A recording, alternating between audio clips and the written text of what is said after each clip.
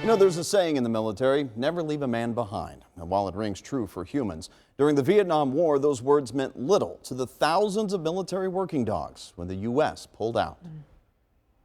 This thing has weighed heavy on my heart for 50 years. Mike Monahan is just now dealing with a special part of his service in Vietnam. It amazes me what can sit dormant in you. As I sat yesterday crying for an hour but it's got me. When Mike thinks back, he can still see Chico's face as he locks the kennel one last time. I learned to trust him. He's a great dog and saved a lot of lives. The relationship, though, Mike admits, wasn't love at first sight. Chico was the first dog that bit me.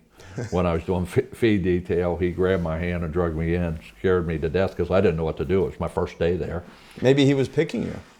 He was picking me. From their first encounter in the States when Mike Monahan was just starting his training to landing on the ground in Vietnam. They call out Monahan, Chico. It's like, I went up to the guy and said, I'm really not afraid of dogs, but I really don't want that dog. He said, I really don't care. He's your dog. Their bond grew as Mike and Chico began to understand one another. We came to an agreement that he could talk back to me, but he could bite anybody else he wanted. Chico was trained to alert on the scent of other humans, as well as tripwires. He saved my life. Another 10 feet, I'd be a dead man, along with probably 20 other guys. He alerted on a tripwire. As a result of his actions, Chico was a hero. Mike received a V for Valor on his Army Commendation Medal, while Chico received a steak. The joke was, give me the steak.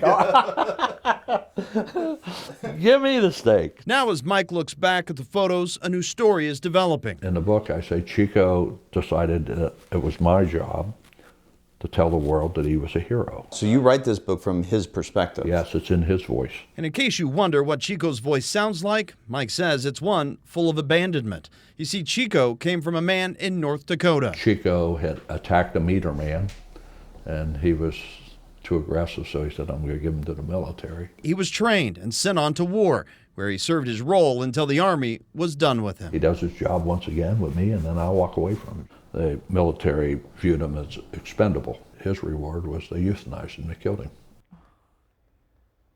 While Chico's reward was to be put down, approximately 4,000 others were just left behind in the rotor wash of the helicopters as U.S. forces withdrew from Vietnam.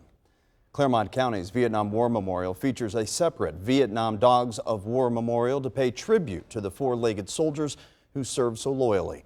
When Mike's book on Chico's service is published, I'll put that information out on my Facebook page, WCPO, and in the Homefront Facebook group.